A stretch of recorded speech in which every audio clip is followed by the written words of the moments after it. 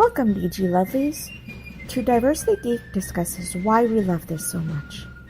Seeing through the eyes of Alexander Hamilton, a new series for fans to explore our connection to Hamilton the musical, to the historic yet nascent life of one of the most relevant founding fathers of this country, to our own potential, possibilities, to our passion, compassion, and to find our voice.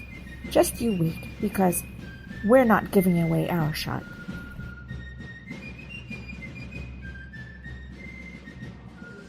Everything timed, and then I talk too much.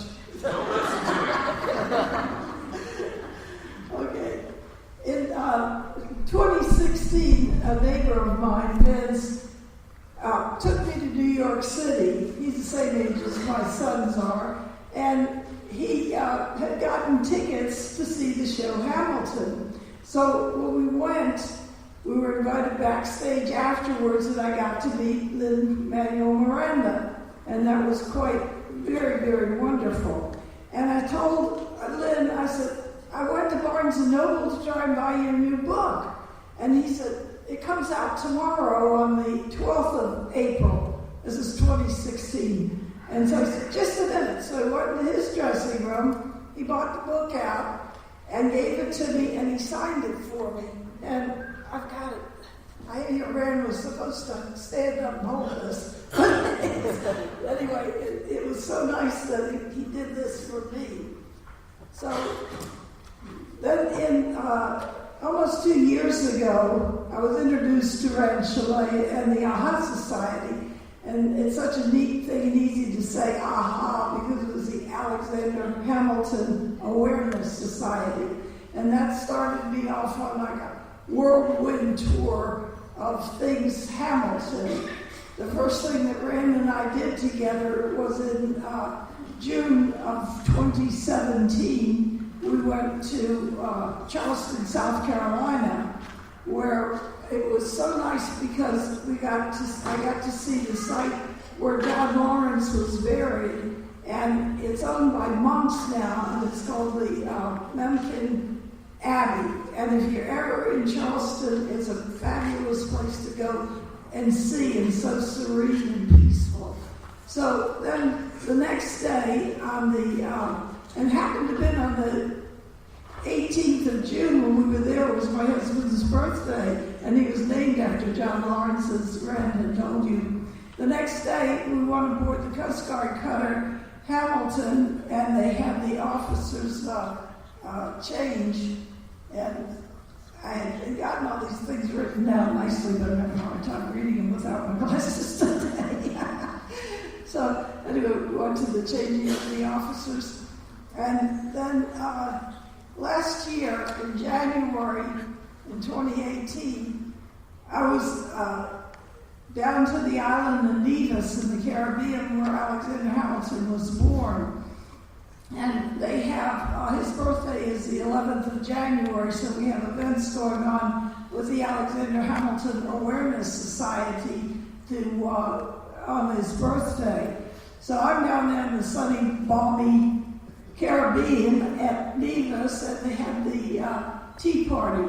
This plaque my husband put on the wall of the site of the birthplace on the bicentennial of Hamilton's birth in 1957. And he was appointed by President Eisenhower to be on the committee for the birthplace and boyhood home of Alexander Hamilton. So the first time I went to Nevis was in February of 1966, and my husband's meeting Queen Elizabeth and Prince Philip there. So here's this poor working girl, and all of a sudden I'm down in the Caribbean, he's meeting the Queen of England. So it was quite an experience. And this year when I was down there, and with the new premier, Mark Brantley and his wife Sharon, and they have a tea party every year on Hamilton's birthday where they give out scholarships for students on the island and pay for their clothing and education in high school. So that was very nice. And poor Rand, he was up in New York in the cold with the Trinity Church where Alexander Hamilton is buried, and they had the dignitaries that were there and the color guard from the Coast Guard, and they all had a nice cold time. But I was down on Nevis, and that was very, very, very nice to be there. After that, in May, Ren took me to Washington, D.C., where I was born and raised, and we went to the Society in Cincinnati.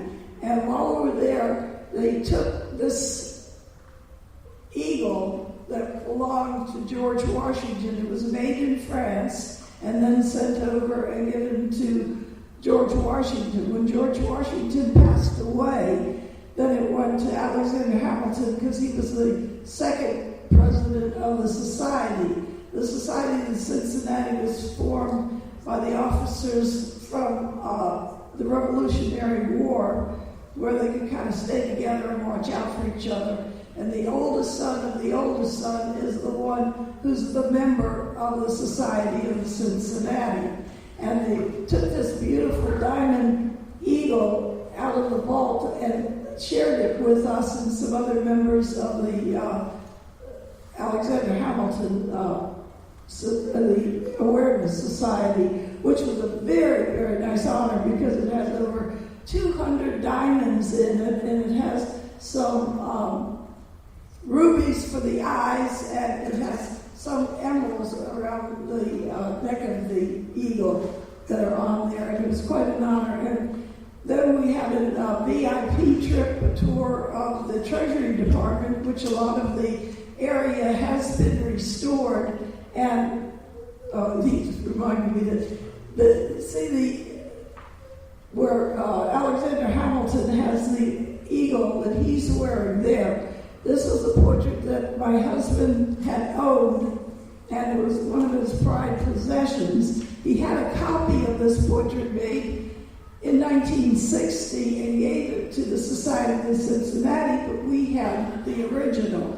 And in 1983, after the island of Nevis had their independence from Great Britain, I told the Society of Cincinnati in D.C., I will give you the original if you will send the copy down to the museum on Nevis, and they did that for me. So they were kind of honoring me when I was there in May of last year for giving them this portrait 35 years ago.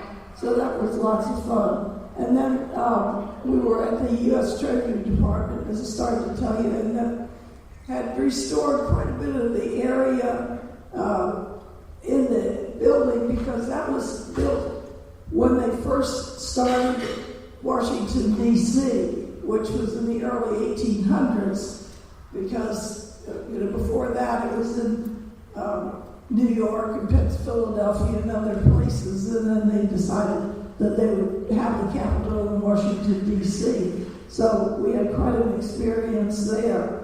And then the next day, in May, we went to Philadelphia, and I saw the Liberty Bell for the first time, and other sites that were there in Philadelphia, which are so numerous. We went to so many, and Ren Shalace said, go here, go there. And then finally I said, look, I'm getting tired. I'm 85 years old now. And I said, so he got the wheelchair, and he's pushing me around, and we go right through the lines to the front of what we go to see the Liberty Bell and things like that.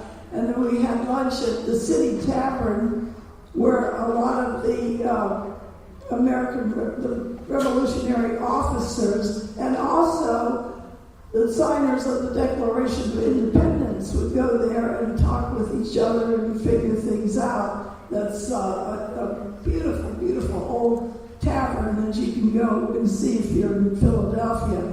Then we went to, let's see, where are we now? Oh, we went to the Independence Hall, and they've got things that are going on there. We went to the First Bank, and they just restored it, and it's cost them millions of dollars, and it hadn't been open for 30 years, and it was not open when we were there in May, and they took us in and showed us all around. So being with the AHA Society has a lot of perks where if you do join, you know about these events that are going on and you can go to them if you're interested in them. And we went to, where are we at now? Oh, it was raining. And we were coming from Philadelphia, going down to, we were going to New York, or we were heading to Annapolis, I believe. And he said, well, we got to go see Aaron Burr's grave. And so as you go in, and it's drizzling out, and we got an umbrella. And so he was there, going and looking at things that were there. And then we went down to,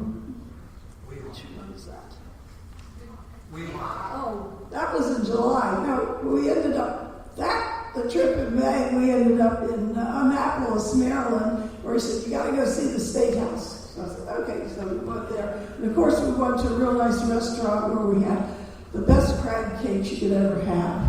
And that was wonderful. Then in July, on the anniversary of when Alexander Hamilton was shot by Aaron Burr on the 11th of July, we were at Weehawken, and they had a number of things going on there, and drum and fife and things like that. And Doug Hamilton, who is the fifth great-grandson of Alexander Hamilton, he's the one that belongs to the Society of Cincinnati now, so he was representing Hamilton at the Weehawken. And the next day, on the 12th of July, we were at New York City at Trinity Church, where that was the day that Alexander Hamilton had died after he was shot on the 11th.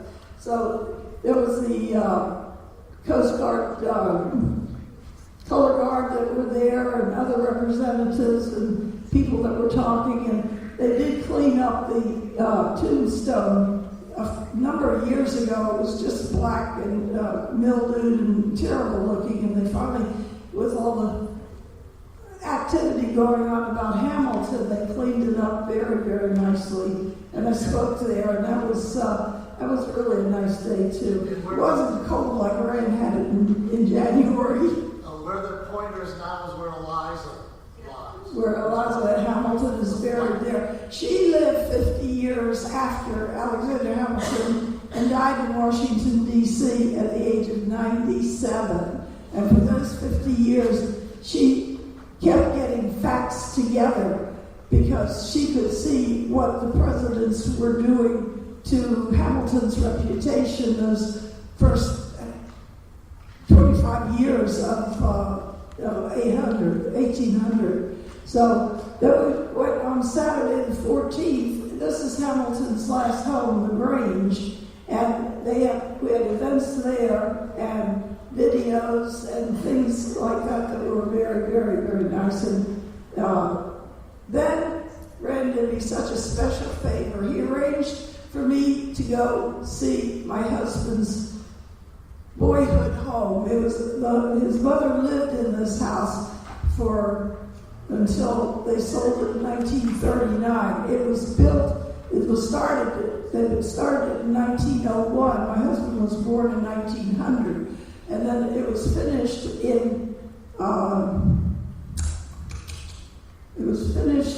1904, and it has 52 bedrooms and fireplaces in all the bedrooms and the bathrooms because it was cold.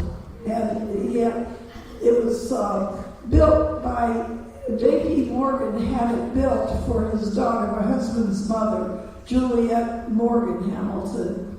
And about a couple of weeks after we were there in July, it came on the market. It was sold to nuns, and they used it as a girls' school for many, many years. And they've just put it on the market like the end of July, right after we were there, for $22 million. And I haven't heard whether it's sold yet or not.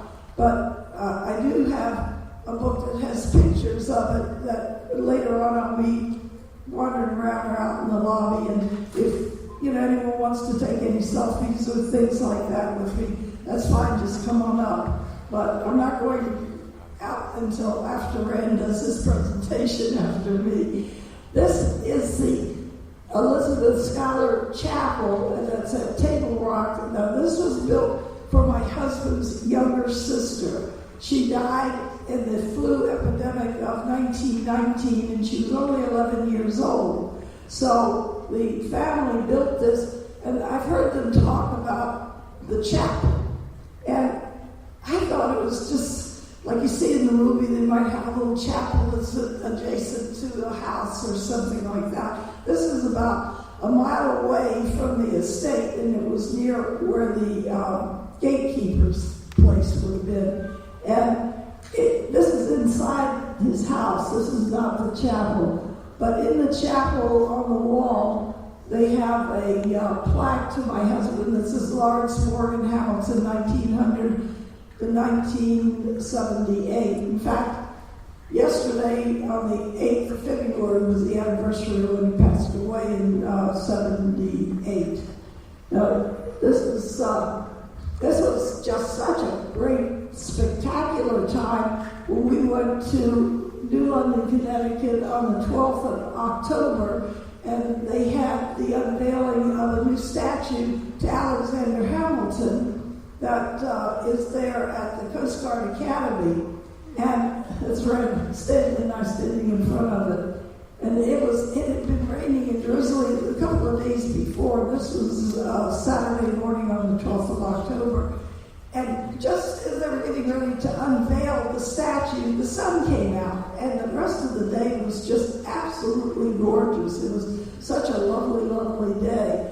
And Rand and I and a couple of the other members of the AHA Society stayed with a friend, Damien, who has a house. This house was built in 1765, and I got to sleep in the bedroom where Lafayette had stayed. And so our host said, Alexander Hamilton never had a chance to visit there. And I told him, I said, well, now you can say Mrs. Hamilton slept there, because I had stayed there a couple of nights. And they also took me over to where J.P. Morgan's is buried, and also his parents before him there in Connecticut. And that's what that's red granite. Now, they're not buried in there. They're buried on the ground. To one side is his father, mother, and brother, and then he and his wife are on the other side.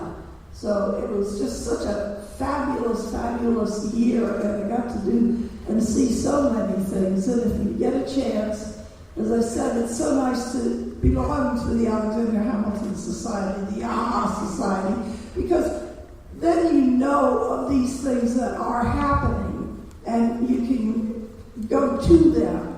Since I met Rand, and he lives in countryside, and I live in Seminole, we're able to go to a lot of real nice events. We were down in Ruskin a couple of weeks ago to the library there where he gave a presentation. And I met one of the signers of the Declaration of Independence, a descendant of his name was John Glenn, which is easy to remember, but it was Richard Stockton who was his ancestor. And it was just so fabulous. They gave me a nice little book that I read, and we don't think about the hardship that they had to endure because they signed the Declaration of Independence, because right away they were the enemy because they signed against them. So I think I got to get off to the things that Randy can go ahead and talk to you. Have a great day today and have fun. Yeah.